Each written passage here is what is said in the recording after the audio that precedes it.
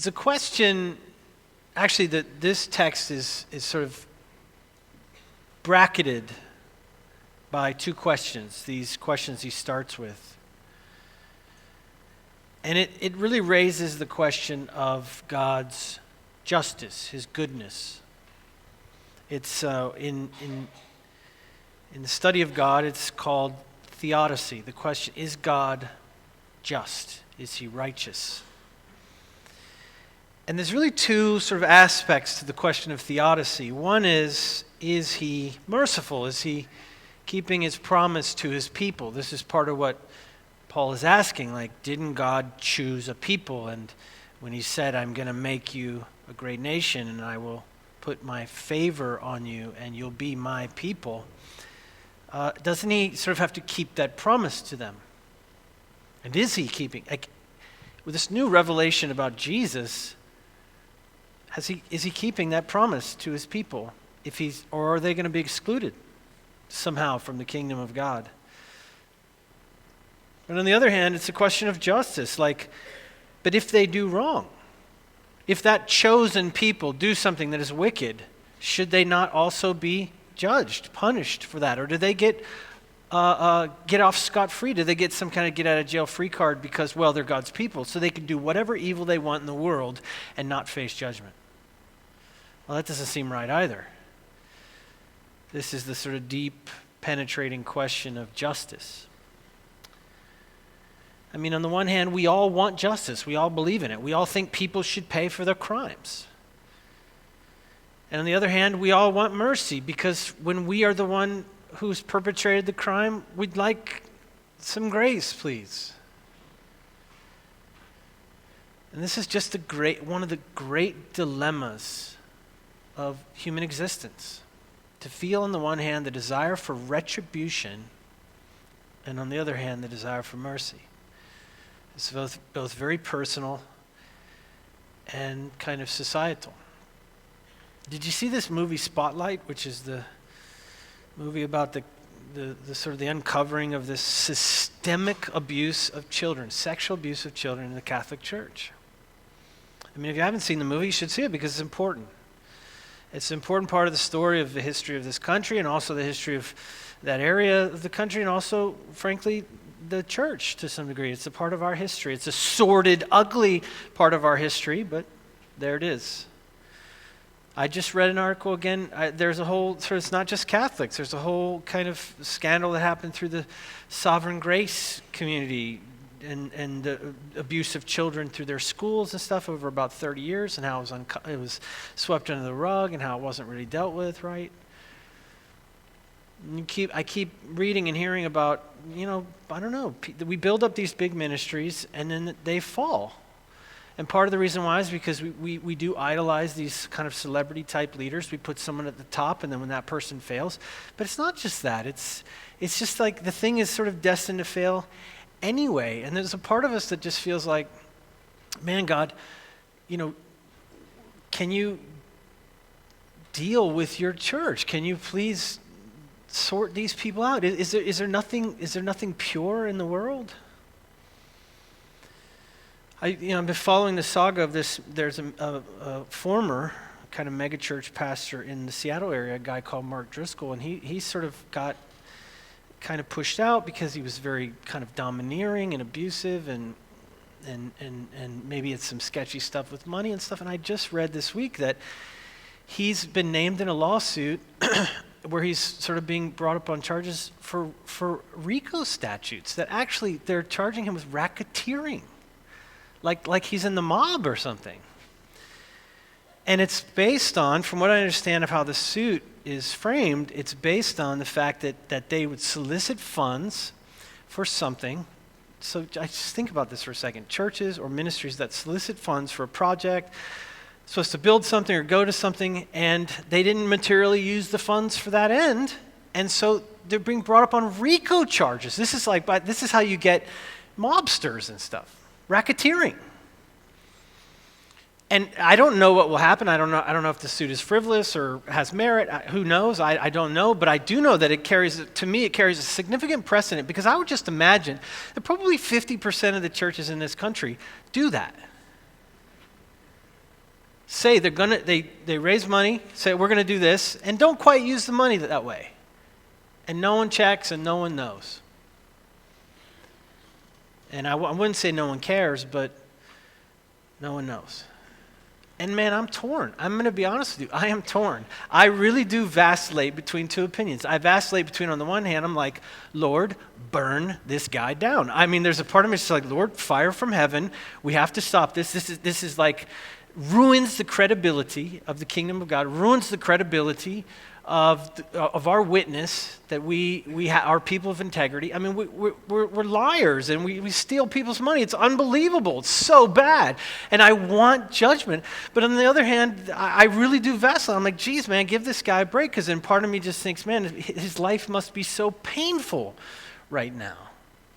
He must feel so rejected and judged, and maybe at one level he's just tried to follow Jesus. He's just tried to be faithful and preach Jesus for all these years. And aren't we all sinners? And the difference, of course, is when we sin and we're just sort of small potatoes, nobody knows. But when you do it and you're this sort of mega person, man, everyone, it just gets out there. It's in the news. And then what are we to make of that? Are we supposed to just say, well, see, that's why I don't want to be a leader. So even the elders are like, see, I knew I didn't want to do this. Like, why do it? Why step into the place of leadership in the modern world when you're totally exposed? You have to be perfect, and if you aren't perfect, they will crucify you.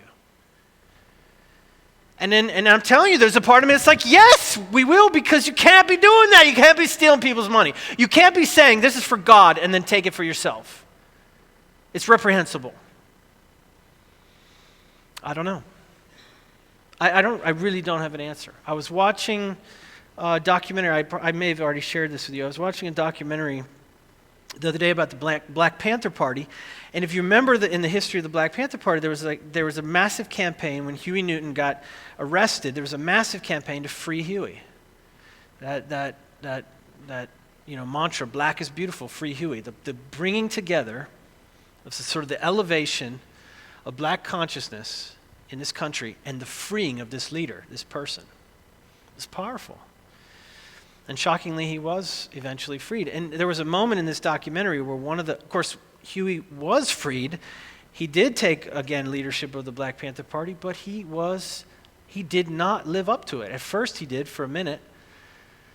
But at the end of the day, over a course of several years, the power went to his head and he became a thug. He started robbing people and abusing his members, physically abusing members of the party, taking control, firing people, excommunicating people left and right. He went out of control. And there was a moment in the documentary where one of the former leaders, former sort of under lieutenants in the Black Panther Party, was shaking his head and he said, you know what? A leader must be worthy of their followers. And he wasn't. And there's a part of me that just thought I could not agree with that statement more than I do. I just thought, as soon as I heard it, I thought, I believe that to my core, to my bones. Leaders must be worthy of the people who follow them. But immediately following that deep conviction was this very unsettling thought, but I'm not. I'm not.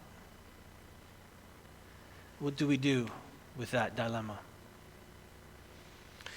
On the one hand, we need to be exceptional for the sake of the kingdom of God, for the sake of the witness to the beauty and power and person of Jesus Christ. We are his people. Should we not be different? On the other hand, we're sinners too, and we will fail. It's not a question of if, it is a question of when. We will fail. We will fail. And we know that. We do. We know that cognitively. We know that intellectually. But when it happens, there is no mercy for the leader. And I'm not sure there should be. I'm very torn. Deep in the question of theodicy in this text is the story, embedded right in the middle of it, is the story of a prophet named Elijah.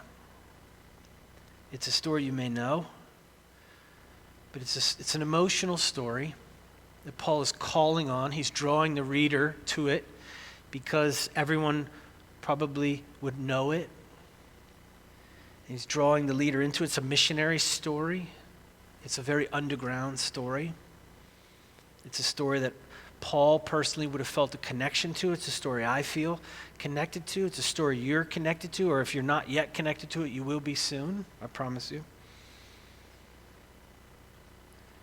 Elijah is this prophet, and of course, this is, I think, 1 Kings 19, and what this story comes on the heels of a great exploit, a moment where God uses him in a very powerful way, and yet the sort of rulers of the time are coming for him, and he's on the run. And so he goes off with his servant, and he goes to the wilderness, and it says that he took a day's journey alone into the wilderness. He leaves his servant, he says, I just want to be alone. Already we can relate. I just need to be alone. I need some time. And he just feels tired. No one he feels is faithful.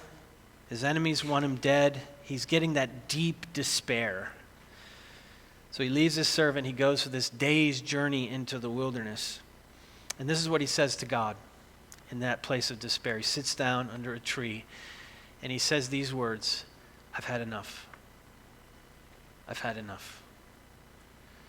These are words we've all said, or many of us have said, and if you haven't said it yet, just give it time. You say to God, I've had enough. And then he says, just let me die. Just let me die here. What's the point? And then he falls asleep. You know what I'm talking about? That deep sleep, that depressed sleep. You know, that intentional sleep. That 5 o'clock in the afternoon sleep. That's what he does. He falls into that deep sleep. That kind of sleep you don't care to wake up from. And God sends him an angel, and the angel brings him food. This is very miraculous. The dude's life is just full of the miraculous. By the way, so is yours, if you'll pay attention. But he doesn't, you know. The angel of the Lord himself comes and provides food for him. He's still depressed. And this is the problem with depression, isn't it? It doesn't care. You know, it's impervious to light. It blocks it all out. So the angel of the Lord comes and brings the food and says, look, you have to eat. You need to eat. And I love what the angel says to him. He says, it's too much for you. This is too much for you. Something he certainly could have agreed with. Also something we will feel in the course of doing ministry, in the course of leadership. It's just too much for you. So you need to eat. You need to eat. And the angel touches him and finally says, you know what? Go and seek the Lord. Go on this journey and seek the Lord. And so still in that place of kind of nobody cares, what's the point? He does. He goes off and he tries to seek the Lord. And he's saying, look, no one is listening, no one is faithful. They just kill faithful people. This is the part that Paul references. He's like, why don't you judge your people? It's a question of theodicy. It's a question of justice. Like, your people are awful. And actually what Paul said in the previous text, they're obstinate people. They're mean people. They're bad people. Please judge them. Please deal with them. Please punish them. This is not the prophet asking for mercy for his people. This is the prophet saying, God, are you going to be just or what? Why am I on the run? I'm trying to be faithful to you. I'm the only one left. And they're trying to kill me too. Like they try to kill everybody. Your people are horrible. Guys, I've been there. I've felt that feeling. I've thought, you know what? I will do any job in the universe as long as Christians aren't a part of it. And if you've been in ministry long enough, you have some fantasy of working at Starbucks or Home Depot or something.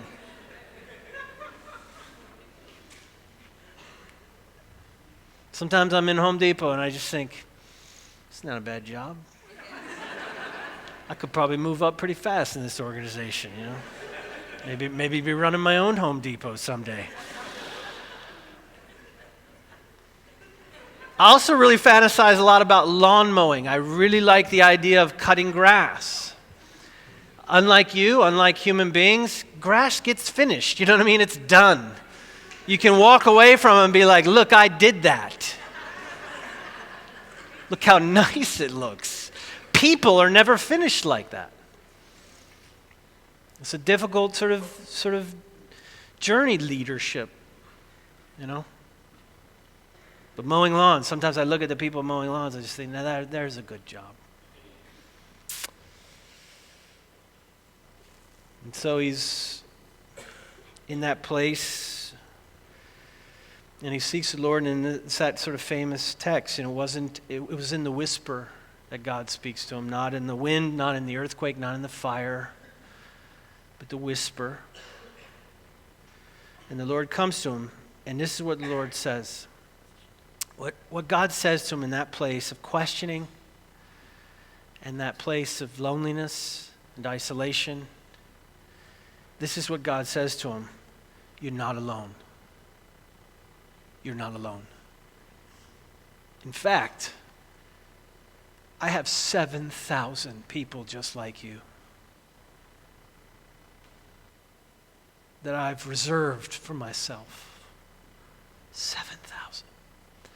Can you imagine the shock of that to someone like Elijah? He feels like he's the only one.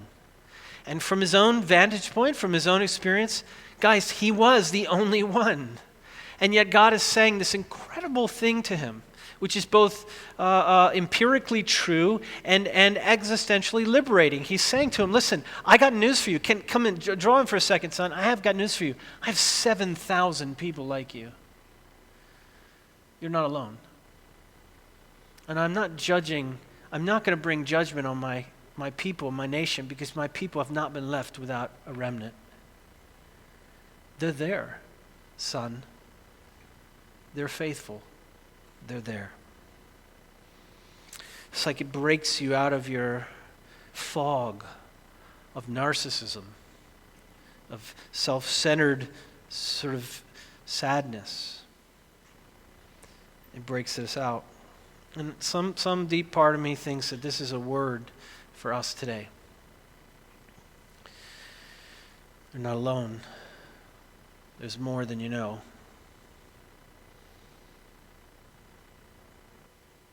A guy called Ronald Heifetz, who teaches a course on leadership at Harvard School of Government, says that the primary responsibility of every leader, I love this, the first responsibility of every leader is to not be assassinated. Which, if you think about it, is a good sort of number one. Number one, don't be assassinated. Which is important because if they assassinate you, of course, that creates a lot of upheaval. Someone's been assassinated. And I look at the damage that fallen leaders do to the churches that they're a part of, the communities that they're a part of. They break apart, they fragment, they're in shambles. They're lucky to survive. That's what assassination does. It creates chaos around the leader. But more than that, I think even maybe more deeply, he's saying the first work of a leader is to stay alive. Stay in the game. Keep leading. The first thing you do as a leader is keep leading. Don't give up. Don't quit. Don't let them kill you. I mean, Elijah's life is preserved. He's not dead yet. They haven't gotten to him. And rather than looking at that as some sort of miracle, man, I'm still alive. I'm still kicking. And as long as I have breath, as David said, though he slay me, yet will I serve him. You have to kill me before I stop. And I think this meant something to Paul. I think at the point where he is in his life now, in the kind of the story of his life intermeshing with the writing of the book of Romans, I just feel like this means something for him too. To hear that keep leading. And all these thousands of years that have passed, the story of Elijah still rings true for us. It rings true for me. And it rings true for Paul. And I need it to resound in you this morning. It's like when you want the people around you to be faithful, or to step up, but they won't. They don't. Worse yet, you tried to love and serve the people around you, to exalt Jesus, and they come for your head. They come for your head. And if you've been in leadership for more than a minute, you've said these words, I've had enough, Lord. I've had enough. It's not worth it. You begin to feel that. And he says, they've torn down your altars. And no, when I read that this week, I just wept. They've torn down your altars.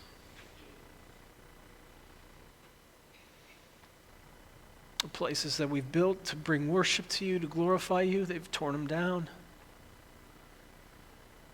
And I am alone. I alone am left, he says. I alone am left. And in his heart, Elijah's cry is an indictment of God. You said that you would have a people. Where are they? You said they would be yours. Where are they? All of our frustration with the church. You said there would be keepers of your covenant, your law, the objects of your love. Where are they? And our frustration with the church is not personal. It's much bigger than something personal. I know that many of you have been hurt by organized church, institutionalized church, and those experiences are real. And they have deep and abiding validity. And yet there's something even more scandalous going on. Where is the church rising? Where is it being what God said it would be? We read in the pages of Scripture as we feel in the quiet of the night in the secret place of our own heart that it's possible. The kingdom really lived out by a group of people. Transformation in its wake. And yet there's that feeling like, yeah, but where are they, God? Where then is it? At its heart, it's a question about God. What are you doing? Where are your people? And in both sort of incarnations of the question, Paul says, by no means. Don't even kid yourself. I felt this so deeply. Maybe you have, or maybe you will. And there's a word here about the remnant, and that's what I want to sort of think about this morning with you. This idea of a remnant of people, and what that remnant word reveals, what it shows us, what it teaches us. There's at least three things I see that it reveals to Elijah, to Paul in his zeal for Israel, and to us in our zeal for the church. Our hunger, our desire. First is that God is sovereign somehow over it all. There is a word here about God's sovereignty somehow over it all. He is just, and his supremacy over time and space makes our questioning of his justice laughable, actually. Who are we, from our ant-level vantage point, to question the maker of heaven and earth? He is merciful and he is fair, and that much we can know. Second, you're actually not alone, ever. You feel sometimes like you're alone, but you're not. And we need each other. We need to somehow look at each other, see each other, us missionaries, our little band. The remnant needs to know that they're out there. And we need to see the remnant. We need to know its number. He feels utterly alone. Imagine the news that he's not. And there's not just a few out there. There's an army-sized remnant. And third, and this maybe is the most important thing to me this morning, is that the work of the remnant, you and me, the work of the remnant is nothing less than the preservation of the world. 7,000. This is the number he gives, and it's a crazy number, and it's a number that somehow Paul thinks he wants to re-bring into this thought about Israel now. He wants to bring it into the contemporary, and he says it was that way then. He uses these tenses. He says it was that way then, but it is also now. It is also relevant for now somehow. And I think that allows it to project into our time. 7,000 is enough, apparently, in the mind and heart of God to save a nation. 7,000 faithful people, 7,000 people that actually still are the bearers of the covenant promise. 7,000 people is enough to save a nation. You think of that conversation that Abraham had about the judgment of a certain city. And he has this sort of banter, this dialogue with God. Well, God, you wouldn't destroy the city if there were 100 faithful people in it, would you? Would you? And he's like, no, I wouldn't if there were 100. You remember this conversation? He said, okay, far be it from me to say anything to you, Lord. Abraham is doing this sort of game with God. He says, well, what about 50? You wouldn't destroy a city if it had 50 good, faithful, innocent people in it, would you? He said, no, if there was 50, I wouldn't do it. Remember this sort of banter? And he said, in the heart of this is a question of theodicy. He says, shall not the judge of all also be just? He says to God, you have to be good, right? You're the judge of all things. You have to be just, right? You can't do something that's unjust. And he boils it down to 10. And Abraham stops there. If there were 10, at least 10. And God says, yes, if there were 10. But you know what? Abraham could have kept going. And he could have said, what if there were one, just one innocent person in that city? Would you bring judgment? And the answer would be, no, he would not. One innocent. God will never destroy an innocent for the sake of the justice or the punishing of the guilty. Not once. Can we say that about our justice system? We're happy to see innocents go off as long as we get the guilty. It's more important to us in our system of jurisprudence, it's more important to us to get the guilty than it is to make sure that the innocent are not released or not punished. We don't want guilty people to go free, so much so that we're willing to punish innocent people. This isn't true of God. And we presume to stand as judges over him. We punish innocents all the time. I think of the story of a Tampa boy. July 27th, 1990. A 13-year-old boy named Ian Manuel. Somewhere near here. Been in trouble, abused, neglected by his family, sexually abused. Falls in with these two sort of older boys. They give him a gun. He goes off with the three of them, and they stick up. They do an armed robbery of this couple. And the woman who they robbed was a woman named Debbie Bagri. And in the midst of the scuffle, she runs off. And he shoots at her, fires at her, and then fires at the guy, and shoots her through the face and through her cheek, shattering her teeth and jawbone. He's assigned a public defender who doesn't know the law well enough to know. They assume that if they convince him to plead guilty, he's 13 years old, they convince him to plead guilty, and they expect that he'll get 15 years. What they didn't realize was that Florida had this 1, 2, 3 strikes, you're out thing. And because he had had other crimes, because he had done other shoplifting and petty crimes, he was subject to that. And so he got three consecutive sentences of life without parole. A child sentenced to die in prison for a non-homicide.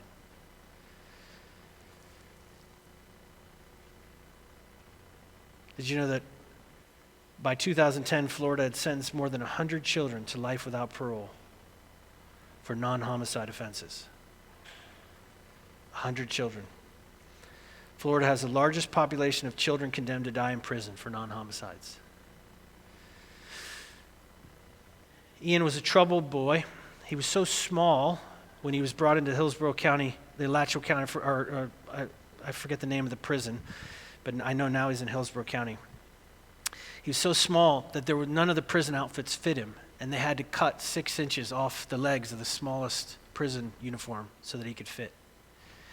He was so tiny and so sort of exposed to the threat of sexual exploitation, and immediately became the target of abuse in the prison system, that to protect him, they stuck him in solitary confinement.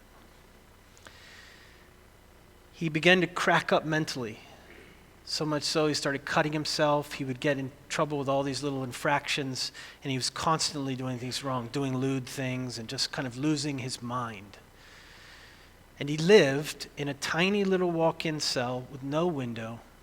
And because he was a suicide threat, he tried to kill himself many times. They took his sheets, and all he had was a concrete slab to sleep on.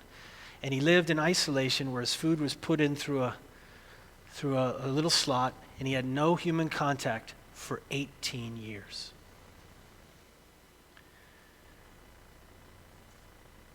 Completely sensory deprived of human contact completely.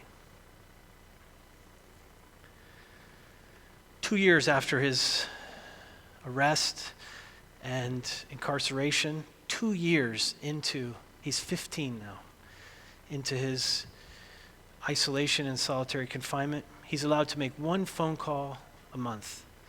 And he decides to call Debbie Bagri, his victim, and just pours out his remorse for what he's done to her. So moved was she by this that she began a relationship with Ian. And over time, she became his mother died, his grandmother died, and all his family, he lost them all. And so over time, the only person he had to be his friend anymore was this woman who he had shot. She stayed communicating with him all these years, and she became convinced that the punishment, the justice being done to this person was so incongruous with what had happened that she began to advocate on his behalf to be released. She wrote the court and told the judge who sentenced the end of her conviction that his sentence was too harsh. His conditions in confinement were inhumane. She tried to talk to prison officials and gave interviews to the press to draw attention to Ian's plight. By the way, she recovered completely.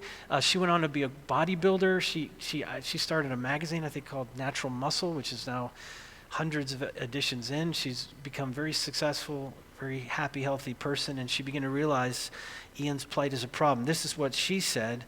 No one knows more than I do how destructive and reckless Ian's crime was, but what we're currently doing to him is mean and irresponsible, she told one reporter. When this crime was committed, he was a child, a 13-year-old boy with lots of problems, no supervision, and no help available. We are not children.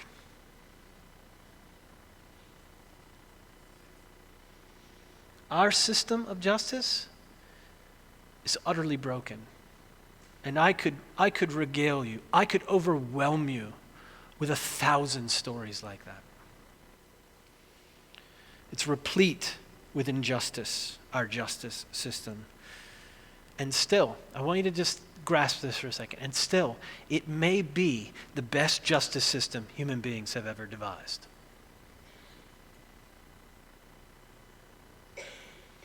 And still, we have done some stupid things in the name of justice.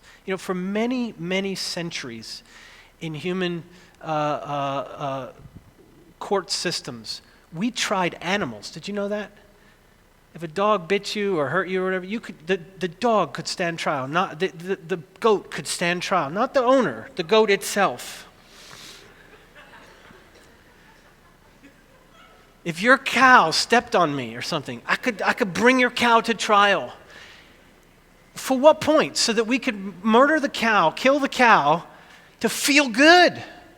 Justice. We killed it.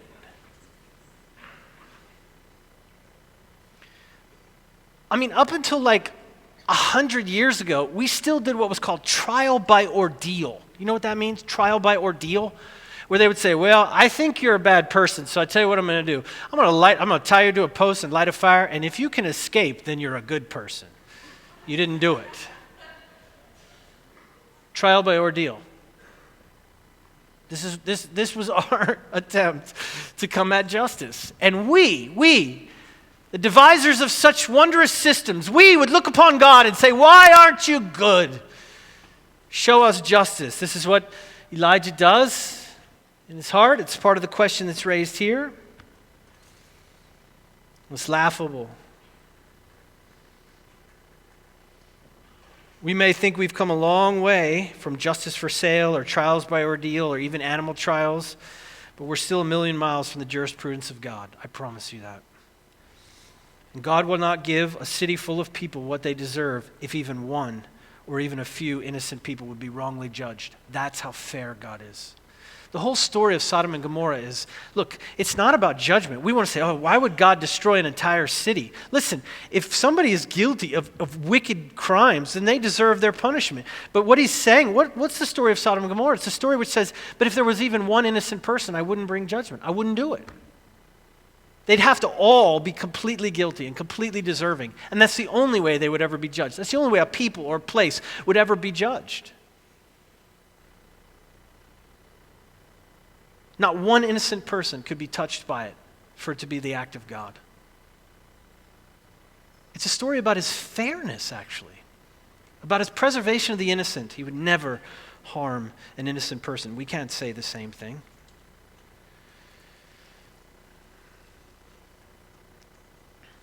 But aren't we all disobedient? I mean, no one really is innocent. But this is the work of grace. And this is what I think is so profound about this idea of the remnant. 7,000 save a nation, 10 save a city. 10 can save a city. If there are 10 innocents walking around that place, then somehow judgment is held at bay. Somehow what they deserve is held at bay. We call that grace. Listen, because this is so profound. A handful of true believers, a handful of a remnant of people who stay in a place where there is darkness and evil and judgment is deserved. That handful of people who are faithful to God, who know God by name and he knows them by name, they hold back the darkness. They actually usher in grace to that location and to those people. And even more than that, we're supposed to represent another way, another kind of government. Not perfection. I don't think we can ever be perfect. This goes back to the question about leaders. What are we supposed to do? Because I feel this anxiety like I can't fail. I can't fail you. I can't make a mistake because if I do, then I've failed the kingdom. I've failed you. I've failed everything I believe in. And so I have this sort of low-grade anxiety that I can never be the one to fail. I don't want to embarrass us. I don't want to create the chaos of my own assassination. So I have to be perfect. And that's not correct. It's not that we have to be perfect. It's that we as sinners have to live in the light of grace so profoundly that yes, it does make us more holy, but even when there's lack of holiness present, we're vulnerable about it. We own it, we submit. And even that is a new way. It's a revolutionary way to say, yes, when I sin, if I sin, in the moment of my sin, I am open. I want to be corrected. I go low. I'm willing to step back. I'm willing to take whatever discipline needs to be taken. I'm accountable. I'm human. And that in of itself is totally revolutionary. The people that try to live the highest level possible of holiness and integrity, and yet recognize that when they fail, that they will fail, that they're prepared to fail. And when they fail, they come to their other leaders and they come to their community and they say, I have fallen short. Please help me, restore me, love me, forgive me. There's that sacrament of confession. Where James says, confess your sins to each other. Not just to God, but to each other. That there's something profoundly important about a leader having the humility and the vulnerability to confess their sins to each other.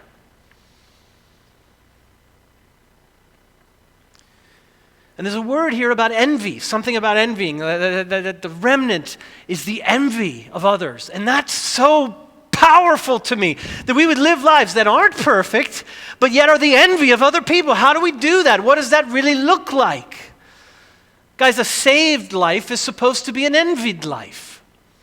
Not a life that people shake their heads at and say, I don't want to be like those people. There's just not a ton of people who are outside Christian circles saying, I wish I was Christian. Look at those people, you know? Then I could judge people with impunity, and I could exclude people, and I could feel superior, self-righteous. Nobody wants that. Nobody's saying that, because that's somehow the tenor, the quality, the tone of our lives is not quite right. It's not what it's supposed to be, and what instead we're supposed to be. A saved life is meant to be an envied life, not of wealth and power, but in honesty and value and beauty. Our lives are supposed to sort of have a quality to them. People say, man, I wish I had that. I wish I had that. There's some things I think it would look like. I think it would be a non-anxious life. I've been talking to you about this. I think that if we lived a life that was not anxious at all, that people would look at it and be like, I would wish I had what you have. I think it would be a life of significance. Again, not of wealth and power, but of significance, that somehow, even when we're doing something that seems very ordinary, it seems like what we're doing matters to people and to the world and to us. A life of humility to listen and yet confidence to lead, confusing people. A life free from idols, that somehow we seem like we're not tied down too much to anything, that nothing really controls us, that there's no fear in us, and free from the tyranny of what people think about us. And at one level, people ought to look in at us and say, God, you don't seem to care at all about what people think about you, and yet you're the servant of everyone. We'll suffer well to see us go through hard things and yet somehow keep our chin up, to hold in us this irresistible, relentless kind of joy. Honest, hopeful, marked by joy, authority and vulnerability, and a life, finally, a life that's lived with others, a life in community. Not alone. You together with me. I'm not proud of this fact, but we do have, in my house, we do have rats. And it's not something I want to talk a lot about. And it's not, I mean, what can you do? You know what I mean? We try to kill them. And it's not like they're at the dinner table with us eating and smoking a cigarette or something. They're not like part of the household, but they're there. You know what I mean? You hear them. They're there. You know, they're around somehow. So Luke, particularly Luke, is like loves to murder rats. He loves. By the way, I don't really know, but I'm trying to figure out the difference between squirrels and rats, because people like squirrels and hate rats, and I'm not sure entirely why. It can't just be the tail. It can't, because actually, a squirrel and a rat are exactly the same. You know that, right? I mean, have you ever really looked at them? They're exactly the same. One's brown, one's gray. I get that. One has a bushy tail, one has but it's the same animal. I mean, if you've ever looked at it, it's the exact same animal. I have a theory. My theory is that squirrels are outside, and they leave us alone. They live in trees, and we like that, and they're cute. And they're like, look at the squirrel. And if rats would just do that, we'd be okay with them. But they don't. They intrude, and that's the problem. They intrude. They come into a place which is ours, not yours, and they come into it, and now there's a war. There's an all-out war. So the other night, I'm in bed. It's probably 10 o'clock. The little ones are in bed, and then I think Noah's there, Eve's there, Luke's there. They're out in the living room watching. I know, it's going to get rough. They're out in the living room watching TV or something like that. Monica's out, and I hear her scream. Now, you have to understand, when I say scream, I mean top of her lungs, scream, like a long scream. But for some reason, I know my wife, I know her so well, it doesn't faze me. I just think, whatever. Monica's screaming. And then she does it again. So like this just keeps happening, like these long screams. So apparently what happens is we have this kind of pocket doors that close to go to our dining room. And so there's this sort of opening where when the doors are open, there's this opening in the wall above. And she looks up and sees like a rat hanging on there. And then I guess it fell. It like fell in front of her. So the first scream was, ah! And then the second scream, ah! So I get up, and then I hear Luke. Now, Luke just likes to scream. I don't know if you've been around him, but he's like, people are screaming, ah! He just wants to scream, so he comes running and screaming. And then I hear Eve. She's not a huge screamer, but she screams at the top of her lungs. And then Noah comes over, and he's screaming, and I don't know what's going on. So I get out of bed. I open the door. The dogs, we have two little terriers, two Jack Russell Terriers, also called rat terriers, because they love to murder rats. So the rat goes down. The little one, Wally, gets the rat, grabs it, and what they do, I've talked to you about this before, they shake the rat. They grab it and go pop, pop, pop, and they break all its like spine and its neck. It's amazing. It's a beautiful thing to watch. I mean, it is a beautiful thing. But the other one, not to be outdone, the older one comes over, is like, oh, we're killing a rat, takes the rat by the head, the other one takes the rat by the body, and they decapitate the rat. They drop it, there's like a body and a head, and blood and brains. It's amazing.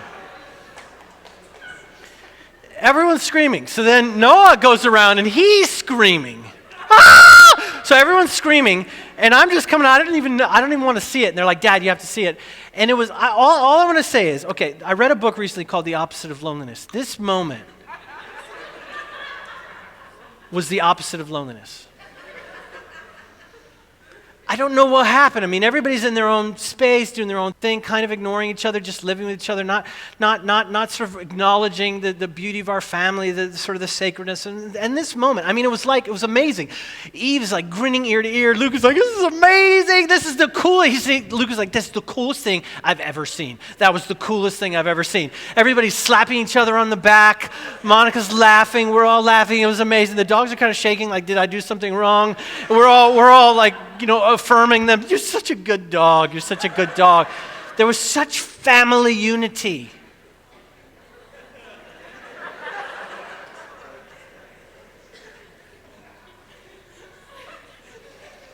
Am I right, by the way, my kids? Am I right?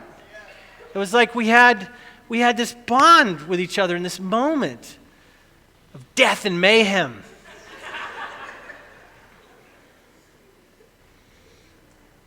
I thought this is how it feels to not be lonely, to be in the fray somehow, to be a little afraid and yet to be there and then to laugh it off, to win, to just be connected deeply to each other.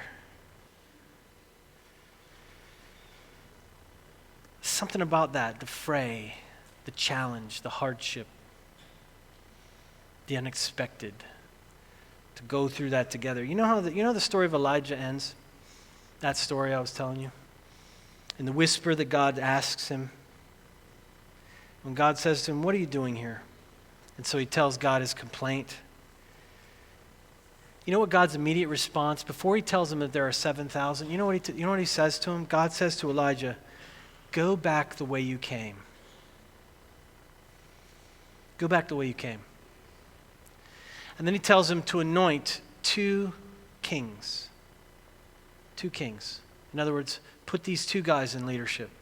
And then he says, amazing, then he says, go find this young man named Elisha and anoint him to succeed you. How does God deal with this feeling that he's alone? That everything is against him, that it's never going to work, that God isn't really faithful, that there is no people. But before he says that there's 7,000, he says, I'm going to give you 3. 3. You're not alone. There's an army out there, invisible though they may be. There are 7,000 out there. But for you, Elijah, today, just for you, I'm going to give you 3. And all of them are meant to lead alongside you. You're not alone, and you need to know you're not alone, and you need to know that you're a part of this big thing. You need to feel that you're connected like that. But in a very real sense, you have to have actual faces to put with the remnant. You have to have your 3 people, and one of those 3 people needs to be the person that's going to succeed you. You're supposed to find that person that you can give who you are so that you can walk away one day and they will be the one that take over. 3. He takes that 7,000, that remnant number, and he turns it into real people, real faces, because that's what we need. So that we don't experience that loneliness anymore. When we go into the place of mission, which is hard, the first gift we give is the gift of our presence. We're there. And because we're there, we hold back decay. We bring grace just because we're there, just because we showed up. You do more for the places that God has called you than you will ever know in a spiritual sense. That school that you work at, that school that you're a student at, that job that you go to, that neighborhood that you've chosen to inhabit, that people group, that ethnic group that you want to bring the gospel to, just because you're there it matters. The first gift you give is presence. The second is holiness and beauty. We ought to live a life that is envied, not perfect, but envied. Beautiful. And the third, of course, is the proclamation of that grace. It's to say, this thing that you see in me, it belongs to Jesus Christ. It is a symbol and a sign of his covenant made with his people, bought by his own blood. And it's real, and it's available to you. That is the final gift we give, this proclamation. But all these gifts we give as a team. We cannot do it alone. It's not good, God said in the creation of the world, for man to be alone. Loneliness and isolation is the work of the enemy. And when you feel isolated, that's the work of the enemy. You're not actually alone. There is a remnant out there, and there are some people that God has called you to walk right alongside. You're not actually alone, but when you feel alone, when you are kind of isolated from the rest of the remnant, it is because it is the work of the enemy. Just ask Ian Manuel. In his book called Just Mercy, which I've talked to you about before, Brian Stevenson actually is in a relationship with Ian Manuel. And because he visits him and because he's in his life, he gets these letters and his poems, and he's constantly being in communication with him. And so this is one letter that he wrote I just want to read to you, that Ian writes from his cell at one point in their relationship. He said, "Dear Mr. Stevenson, I hope this letter reaches you in good health and everything is going well for you. The focal point of this letter is to thank you for the photo session with the photographer and to obtain information from you on how I can obtain a good amount of photos." Somehow, they were doing a story on Ian. And so they asked if they could bring in a photographer to take some pictures for the journalist. And Florida prisons are one of the few states that allow this. And so a photographer came in, and this is what he's referring to. "As you know," he said, "I've been in solitary confinement now for approximately 14 and a half years. It's like the system has buried me alive, and I'm dead to the outside world. Those photos mean so very much to me right now. All I have is $1.75 in my inmate account right now. If I send you $1 of that, how many photos will that purchase me? In my elation at the photo shoot today, I forgot to mention that today, June 19th, was my deceased mother's birthday. I know it's not of big significance, but reflecting on it afterwards, it seemed symbolic and special that the photo shoot took place on my mother's birthday. I don't know how to make you feel the emotion and importance of these photos, but to be real, I want to show the world that I'm alive. I want to look at those photos and feel alive. It would really help with my pain. I felt joyful today during the photo shoot. I wanted it to never end. And every time you all visit and leave, I feel saddened, but I capture and cherish those moments in time, replaying them in my mind's eye, feeling grateful for human interaction and contact. But today, just the simple handshakes we shared was a welcome addition to my sensory-deprived life. Please tell me how many photos I can get. I want those photos of myself, almost as bad as I want my freedom. Thank you for making a lot of positive occurrences that are happening in my life possible. I don't know exactly how the law led you to me, but I thank God it did. I appreciate everything you're doing for me. Please send me some photos, okay?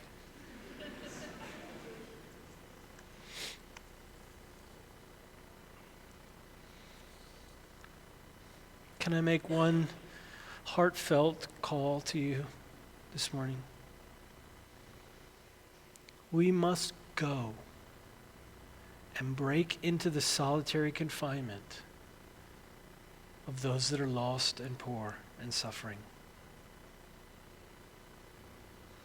The kingdom of this world, the justice of human beings, isolates and destroys. But we, the remnant, we are meant to break into that isolation as the people of God and destroy the isolation itself. By destroying that single condition with our presence. Every single person who draws breath in this room has a power so immense it cannot be framed with words. And it is the power to destroy the loneliness of another simply by your presence. And to not do it, to not find that person or those people or that place that exists in isolation, that exists in loneliness, a place without light, to not go to that place, to not be that person, is itself a kind of crime. Because we can go, and we can do that. We have to find the places where grace is not known, where judgment is warranted, and go there. I mean, Jesus said, you're the salt of the earth. You are the salt of the earth. You are the light of the world. Not the person sitting next to you, not me. You are the light of the world. You are the salt of the earth, preserving it from decay. Not someone else, you.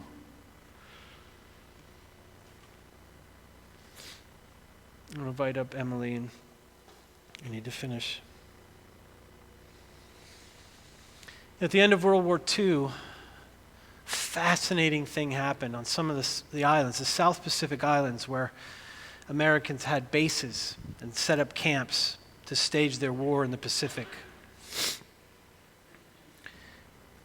And when that war began to wrap up and come to a close, those cargo planes that used to land on these runways that they built on these little islands, just full of like indigenous people, natives people, who would watch these planes land, these incredible, can you imagine, these incredible flying machines that landed on their little island, on their little stretch, and would deliver all these goods, all this cargo.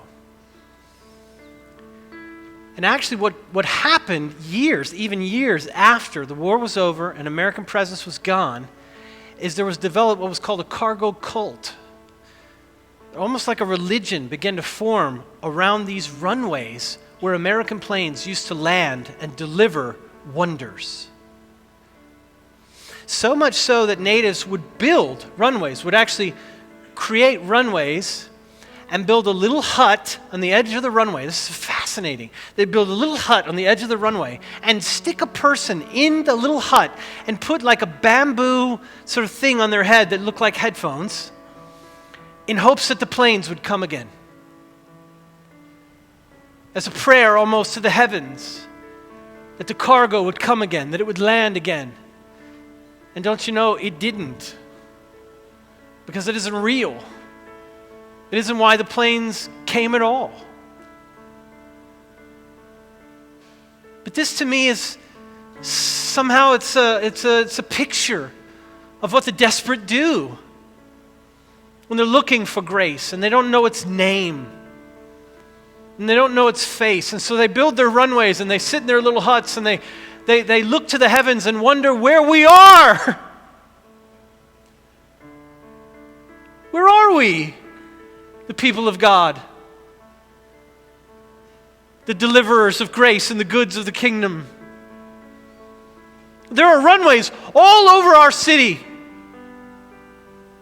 that people have drawn in their lawns and their neighborhoods in hopes, that faint, false hope, that if they say the incantation or act a certain way, then maybe God will come and show up. But God comes in the form of human beings, broken leaders like you and me. We are His hands. We are His feet. We are His mouthpiece. And if we do not come, if we stop the planes from landing, they suffer. And their superstition only grows.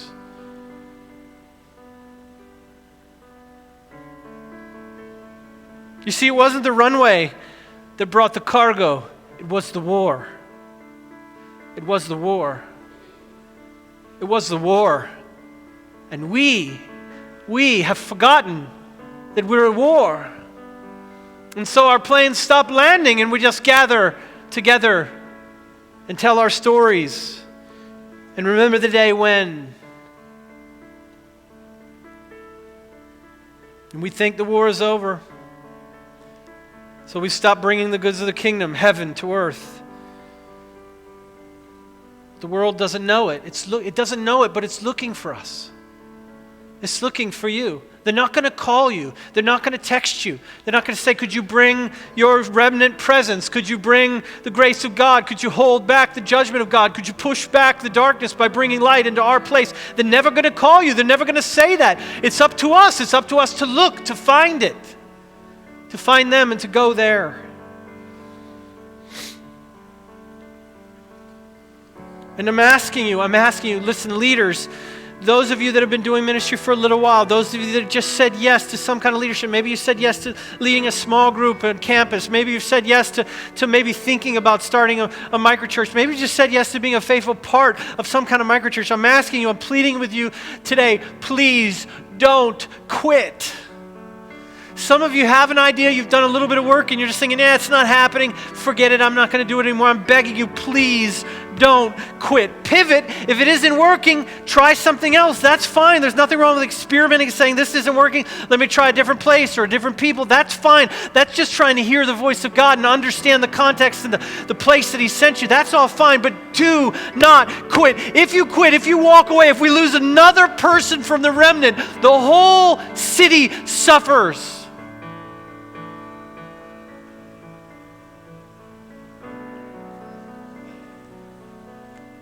Every person in this area, in this state, in this country needs Jesus. And places are made up of people. Each person needs Jesus, but each place is just made up of people. Those places, those systems, those societies, those cultures, they need Jesus too. And this is the news, we are the body of Jesus. We are the body of Jesus. It's not somebody else's job, it's ours. And so they need us. We are the remnant. You are the remnant. And the remnant saves the whole. It is the display of His faithfulness. We are the inheritors of His promise.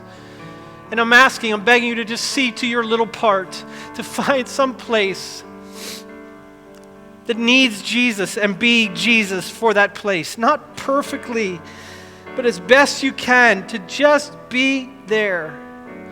And everyone is supposed to lead. Everyone is supposed to lead.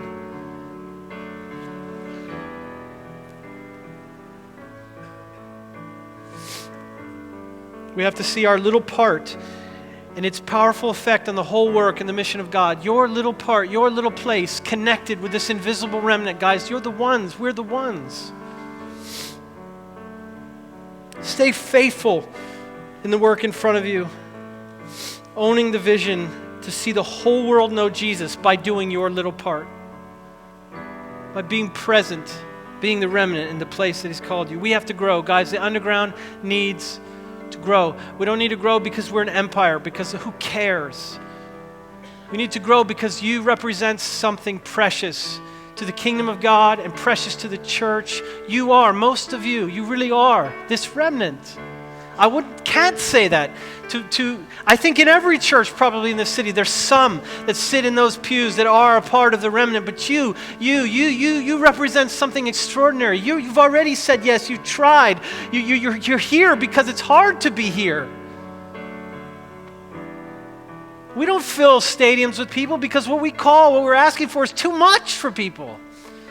And I understand that, I get that, but we can't compromise to just grow, but instead we need to find the people that share that same kind of call, that same kind of passion, that same kind of willingness to go and die. I was thinking again this week of the great Antarctic explorer, Ernest Shackleton. What an extraordinary story. And when Shackleton was going, this is 1914, he made his expedition to the South Pole. They were going to traverse the entire South Pole. 1914 to 1917 was his expedition.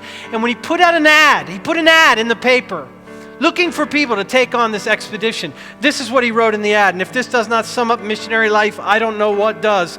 This is how he recruited for the expedition. In a little tiny ad, he said this: men wanted for hazardous journey, small wages, bitter cold, long months of complete darkness, constant danger, safe return doubtful, honor and recognition in case of success.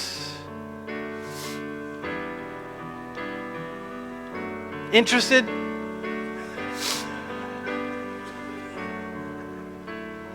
Now that sounds like a call to the remnant to me.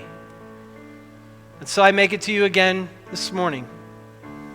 Will you say yes to this hazardous journey, to small wages and self-denial, to bearing a cross, to going into darkness and danger, safety doubtful, and the honor and recognition of God in case of success? Would you bow your heads with me? Lord, we say yes to you this morning. We are your yes to the world.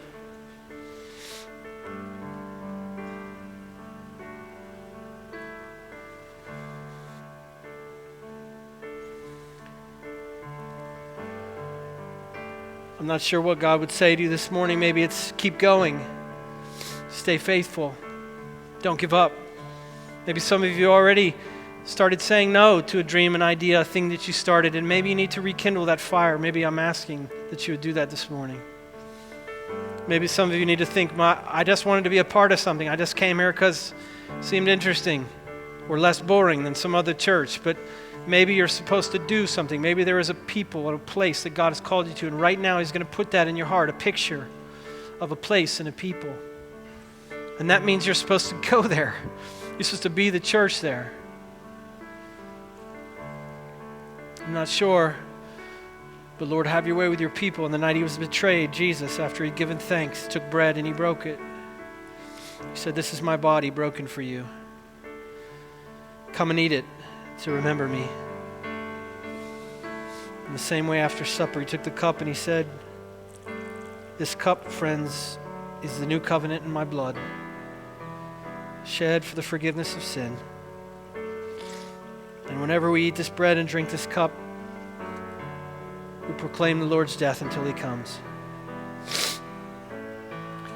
I'll ask our new elders to serve us communion this morning.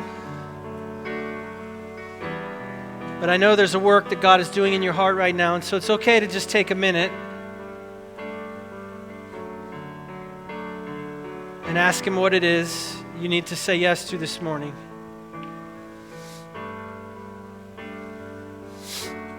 And when your heart is ready, when you want to come again to this table of sacrifice and greatness, please come. This is the body and blood of Jesus given for you.